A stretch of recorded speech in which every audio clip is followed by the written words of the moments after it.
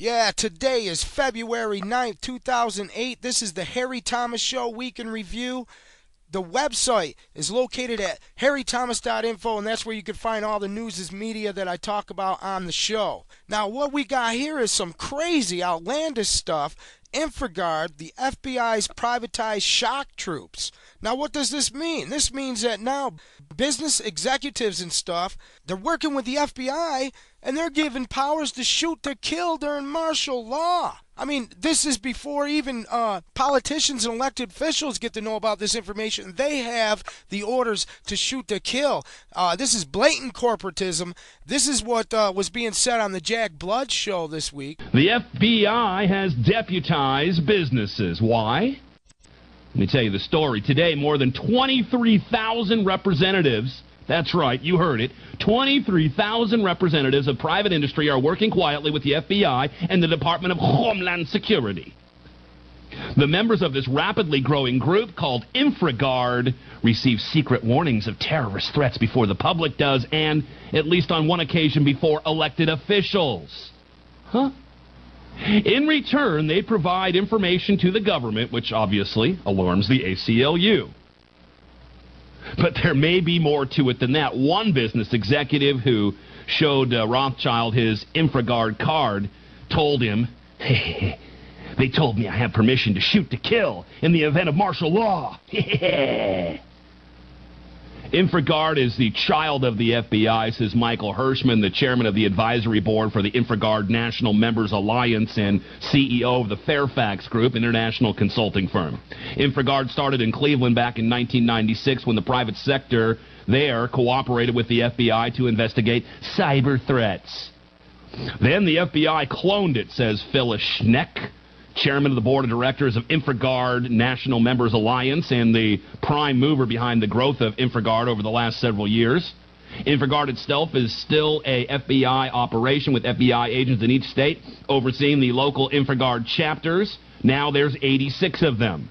The Alliance is a nonprofit organization of private sector InfraGard members. We are the owners, operators, and experts of our critical infrastructure, from the CEO of a large company in agriculture or high finance to the guy who turns the valve at the water utility, says Schneck, who, by day, is the vice president of research integration at Secure Computing. That would be Control Computing. At its most basic level, InfraGard is a partnership between the FBI and the private sector. InfraGard chapters are geographically linked with FBI field office territories. In November 2001, InfraGard had about 1,700 members. As of late July, InfraGard has 23,682 members, according to its website, InfraGard. That's infragard.net, which adds that 350 of our nation's Fortune 500 have representatives in InfraGard. Can you believe this? Can you believe it? They can shoot to kill. They know what's coming before even government officials know what's coming. Now you say we don't live in a fascist state? That corporations aren't really running things? Are you kidding me? Are you kidding me with this? I suggest you ask about every business you do dealings with if they're a member of InfraGard, because I'd like to know exactly who they are. More on this story. We'll be posting this at jackblood.com by the end. I mean, this is just simply sickening. And Joel Skousen is a constitutional law expert, and he was talking about this on the Power Hour this week. But it is not surprising. In fact, the further we go along, the more we will find. This is an extension, of course, of the dark side of government because of its one telltale sign, and that is immunity from prosecution. This is something where you can always tell you're dealing with the dark side when they can say, but nobody can touch us, that we have our own budgets, that there's no oversight, we have immunity. If we shoot somebody, there's going to be no prosecution. This is how the dark side operates. And for your listeners who may not understand, there are good patriotic Americans that are part of the FBI, CIA, DEA, but there's also a black side of every one of those organizations. When you move over to that side, you do illegal acts.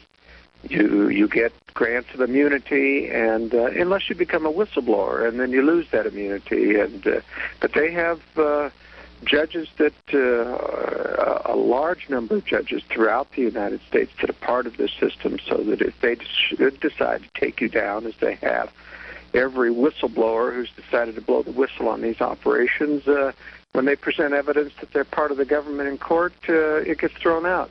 No defense. And, this is just very bad, and this was revealed in the Raw story. FBI program alleged to prepare businesses for martial law. In one case, Rothschild explained, InfraGard members appeared to get details on the threat to California bridges prior to then-Governor Gray Davis.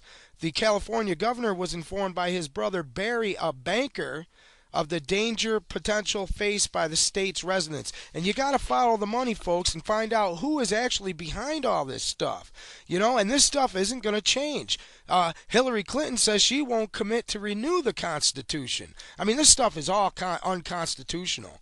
And Barack Obama finally signed the American Pledge, joining his fellow presidential candidates, encouraging the restoration of basic constitutional principles after the battering they have taken during the Bush-Cheney era.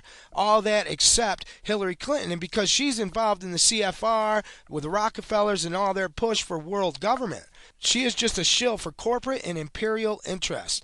AIPAC's got her in her back pocket. She's backed by a pantheon of foaming at the mouth radicals such as Rupert Murdoch, Ann Coulter, and Rush Limbaugh. She's pro-Iraq war, and she's enamored with the idea of war against Iran.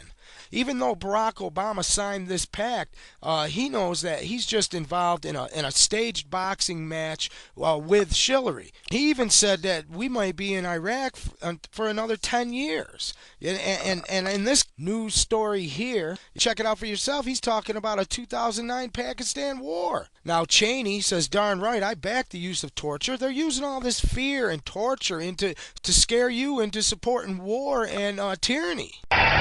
Vice President Cheney was defiant about the use of waterboarding on terror suspects, saying President Bush has made the right decisions in the war on terror. I've been proud to stand by him, by the decisions he's made, and would I support those same decisions again today? You're damn right I would. This is crazy. I mean, and Bush is backing Clinton, and they're using fear to promote war and torture. Rochester is added to the list of cities at risk of terror. You want to talk about using fear? Now, Department of Homeland Security says Rochester, Syracuse, and Albany is added to the list. And right here in central New York, Syracuse, folks. And last time, they put tasers in when they got Homeland Security money. Now, the euro is being accepted in New York City. Get ready for the dollar collapse and the euro that we are talking about. And you can see signs of it right now while they're accepting the euro. A Zionist neocon admits a world conquest. And people say, oh, there is no new world order. But Michael Leadon, in his recent book, The War Against Terror Masters, said that the Jewish neocon agenda is to create a Jewish new world order. So how can you deny it when they keep saying it? And they're just destroying our freedoms. And this is just really, really sick. You can check that out for yourself. Senator Rockefeller lets a slip of spying truth. They're going to start doing government wiretaps inside the United States, expanding the programs.